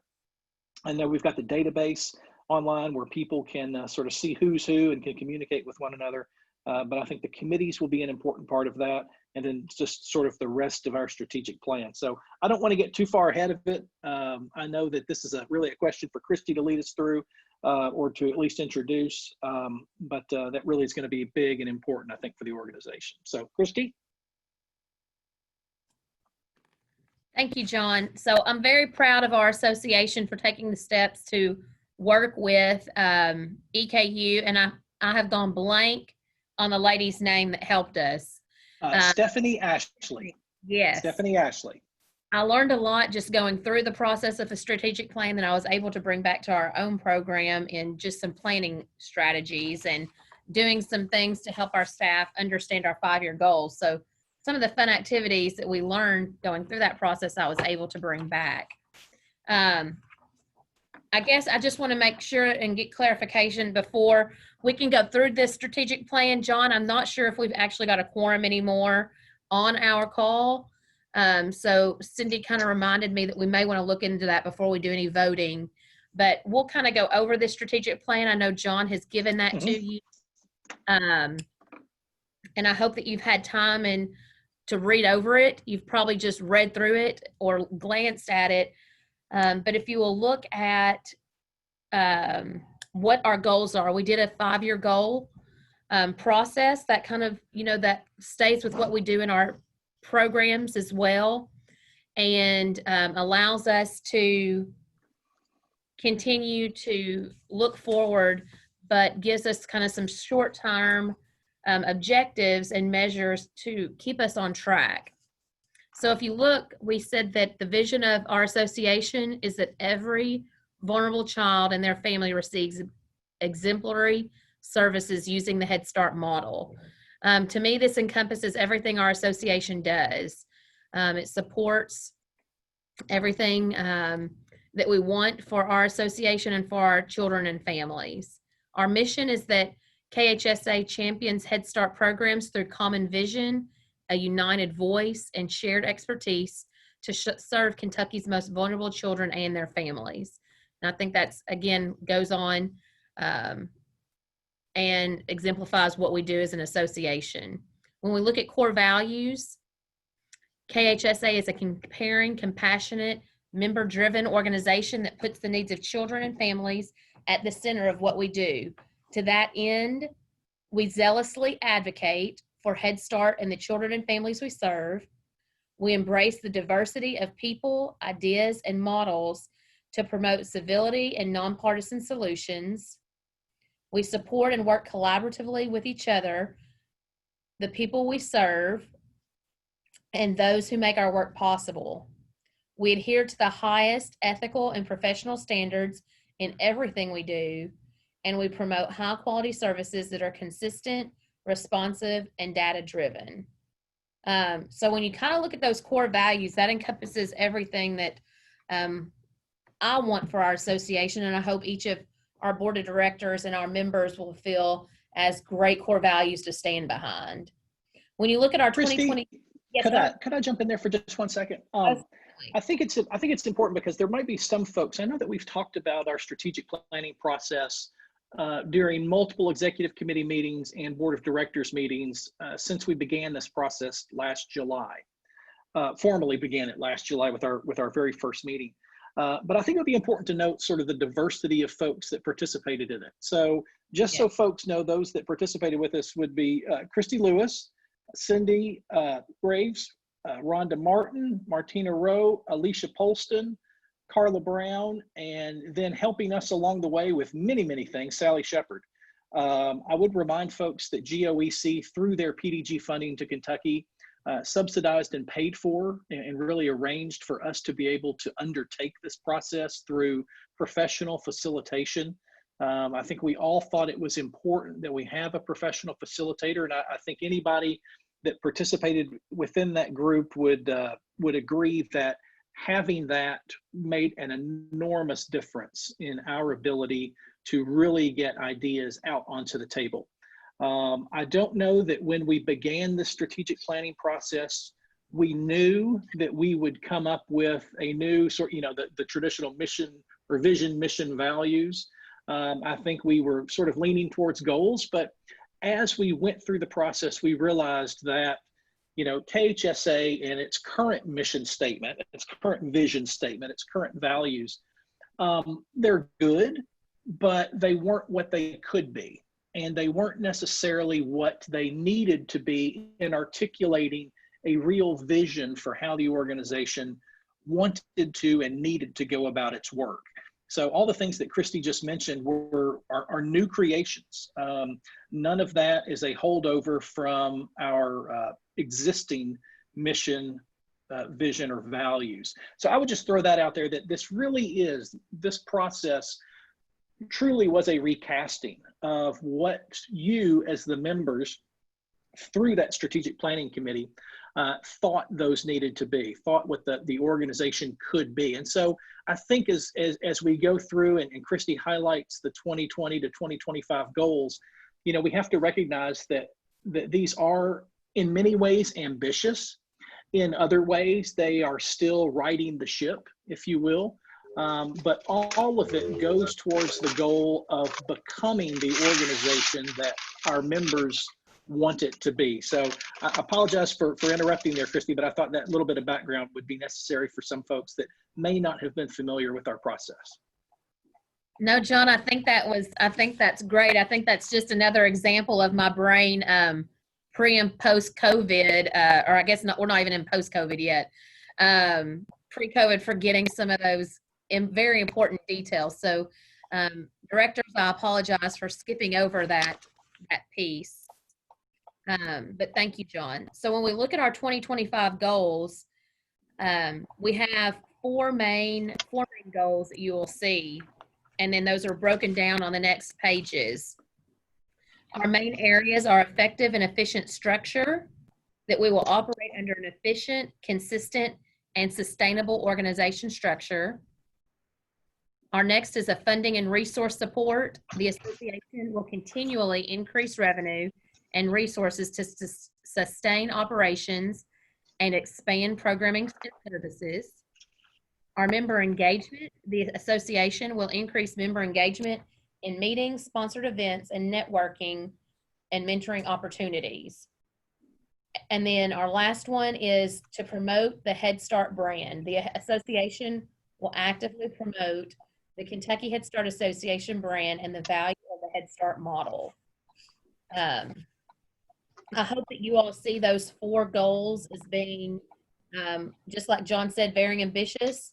We know that there are a lot of ways that we can have success in each of those, but also it's lofty enough that we can continue this for a while.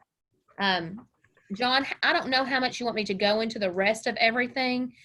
Yeah, no, it's, I think that folks have had this for a couple of weeks. And I would have hoped that everyone would have had an opportunity to go through and review it. I might just hit some of the highlights. For instance, when we talk about an effective and efficient structure, we're really challenged by the bylaws that we currently have. I think most folks would recognize that the bylaws need to be updated and adjusted in order to really reflect some of the organizational changes that we have had, and to also recognize some of the best practices that can exist amongst a nonprofit membership association. So we want to make sure that we're engaging our members. We want to make sure that we're allowing them to be a part of the organization through that structure. And so I think you'll see there in these draft objectives under goal number 1, what those are, and then what some of those draft measures would be. I think we are being a little ambitious, and I think that's a good thing in those first 3 draft measures. We're sort of saying that by the end of this calendar year, we want to have gone through, reviewed, and if necessary, adjusted our bylaws. We need to review and if necessary, adjust our financial guidelines. And then we also need to create a new set of guidelines for the solicitation and acceptance of external funds. These are just some basic things that a nonprofit membership association would need to have in order to demonstrate to its membership and potential partners that you're legit and you're doing everything above board. These are things that protect the organization, they protect the members, they protect your staff.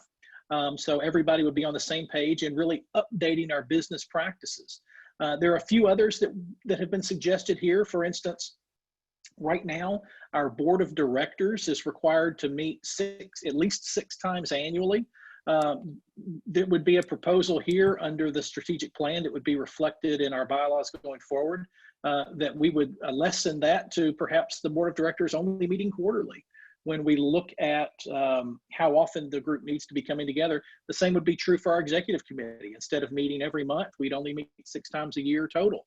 Very well could be that we're doing these in person. It could be that we're doing them virtually or remotely. So we want to make sure that we're meeting sort of those opportunities and obligations when it comes to the structure of the organization. When it comes to money, a nonprofit membership association can only do as much as it has resources to do. So there very well could be the need, and we see here under these objectives, to fully look at our revenue model and our programmatic needs. And I think a lot of that may be for some form of a finance committee.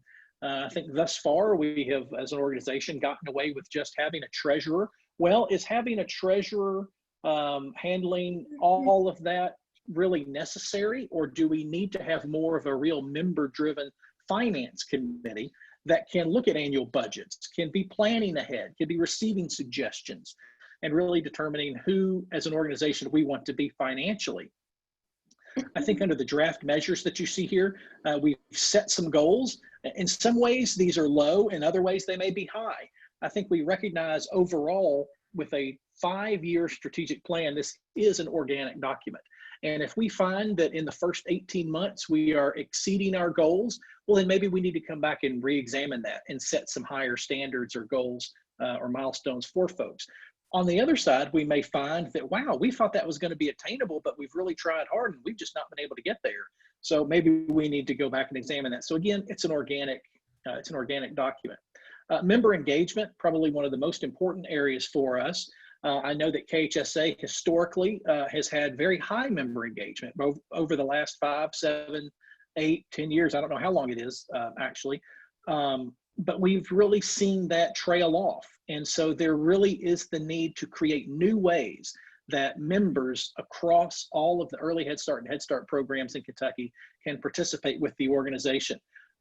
Figuring out, how do we get people to our conferences? How do we get people to our meetings? How do we develop new processes and programs that people are going to be interested in, where they really find value in the organization? And then finally, the idea of promoting the Head Start brand. I think we did this right out of the gate when I was hired, trying to get us on social media, trying to get us participating with other organizations that maybe historically we had had a relationship with, but in the last few years that relationship had either soured or just sort of stopped happening. So I think that we're getting KHSA back on the playing field, but there very well could be ways that we could continue to promote that. You'll see here ideas such as empowering all of our Head Start staff to be KHSA ambassadors, not just for our association, but for their programs. How do we increase our advocacy? How do we increase our member participation, not just KHSA and staff, but how do we get our members, the people in your programs, participating with NHSA and with Region 4? How do we continue to effectively promote these things? So you'll see some of the draft measures and ideas there.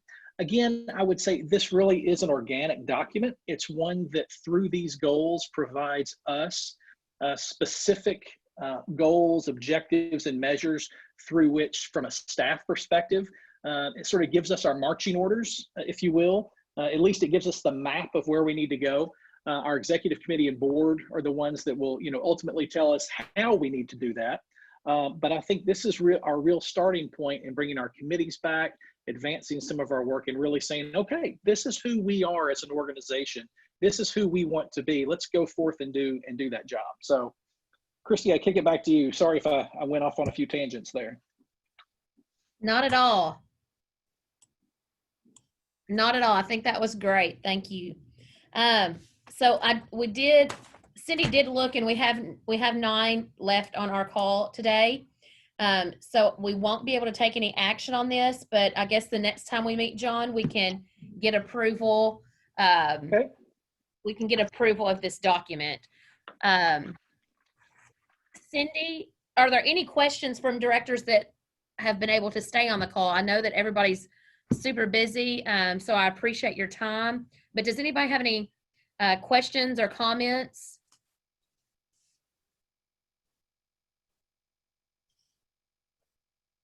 We're just able to review it, so we won't adopt it today. But I think it's a great start for us, so I appreciate everybody's time. All right, Cindy, I'm going to turn it over to you. We obviously cannot do the nominations and elections, but do you want to discuss any of that? Or John, do you think we should just wait? Well, I'll jump on just enough to say that I think we need to figure out a way to reconvene for both of these purposes. I think if we wait, we're going to be outside of our officer's window. So I do have a concern about that. And I counted, I did miss somebody. I counted 10, but we need 13 in order to take action. So, my suggestion would be that, John, either you send out a doodle poll or something to see if in the next week or two people could hop on for these 2 purposes, and let them know that folks left the call, so we didn't have a quorum to take action on either one of those, and that before we can move forward on either, that we need to actually be able to vote on things. So that's just a suggestion.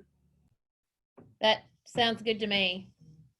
We can definitely do that. And in fact, I will try to make that, if we could do it this next Monday, work for folks. I know that folks have gotten used to maybe those noon conferences, those noon Zoom meetings on Mondays. If we did it then and we did it at the outset, maybe that would give us an opportunity to get that done. Yes, because we already have a call with, we've got the demo, correct? Yeah, we've got the demo at 2. So I think if we convene our regular meeting at noon Eastern time, just as we have over the last several weeks, and I can add in sort of the urgency, if you will, of our need to do that. NHSA also has a web call at 1 o'clock Central. So, but if we're 1 o'clock Central, 2 o'clock, yeah.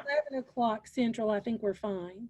Okay, yeah. All right. I will get that. I'll get that scheduled, and we'll express the the urgent need for folks both to be on the call and to at least stick around through those business items. Sounds good. Well, then Cindy, is it okay with you if we wait and do that, go over all that? And John, maybe just tell everybody to read over it before we hop on to do that? Yeah, I can actually include that again so folks understand what it is in terms of what nominations have been received, and then it's an opportunity for us to get additional nominations from the floor. And following that process, we will then send out electronically through SurveyMonkey a way for people to vote. And according to our bylaws, there are 3 ballots that will go to each Head Start grantee. And so it's going to be 3 separate individual links. I want to make sure that we're doing this transparently and that we're able to track where those ballots went. Now, there is no rule that says that the ballots can't be filled out by one person at a particular Head Start grantee, or you could distribute those to other people that you as a director would wish to have them cast their votes as well. So, but that will be sent out, and it will be done in the same manner that we would have done it in person, and we'll be able to demonstrate that we did so transparently and above board. That sounds good. All right, everybody, thank you. Does anybody have any other comments, questions, concerns before we adjourn the meeting? Hey, Christy, I just wanted to say, and I forgot this on my update, the GOEC is contacted fairly regularly from students at typically EKU to have an internship. And so we already have one and really can't take another one. Typically, these are really high quality students. And we've actually at the GOEC hired 2 of them previously. If you remember Hannah Coulter, she was an intern from Eastern, and then Emily Keyser was also an intern. So typically they provide really high quality. They're also interested in maybe having an internship with KHSA this summer. So there may be somebody reaching out to you, John. And then I encourage any of the Head Start programs, if you have the time or the staff who would like to supervise one of the interns, to contact your, I know not everybody's in the East EKU area, but contact your local college, because a lot of these students are really, really high quality and they need the hours. But it's really good for them to see all types of early childhood professions that they can go into and not just those classrooms. So a lot of the ones that we are contacted by really want to be in on something on the policy side. So that's just kind of a FYI. And if you haven't thought about getting an intern as a director, I know that that's somebody else to manage, but you can also allow someone else in your program to help with that. But it really is a good experience for them, but it's also an extra person to do some of those more mundane tasks also. Great information. I'm going to have to call Murray State and see what they have. Definitely now, especially just at looking at data. I mean, I could definitely put somebody to work. Anybody else? Well, I hope y'all have a great Monday and have a wonderful week. And we will, I guess, catch each other back this coming Monday to take care of some business. Yep. So without you got it. Anything else, I will adjourn this meeting since we don't have to have a motion to do that right now. So have a fantastic day, John. Jessica, do you have anything else? Nope. Kim, I just got your email. And so I don't think we had received that before, or at least it went to junk mail or something, but we have it now. And so we will include it with the rest. So thank you for making sure that we have that. Excellent. I was worried. Thank you so much. Yes, ma'am. All right. Thank you all. Hope you have a wonderful day. John and Jessica, as always, thanks for all your hard work for the association. Right. Thanks, everybody. You'll hear from us soon. Bye. Bye.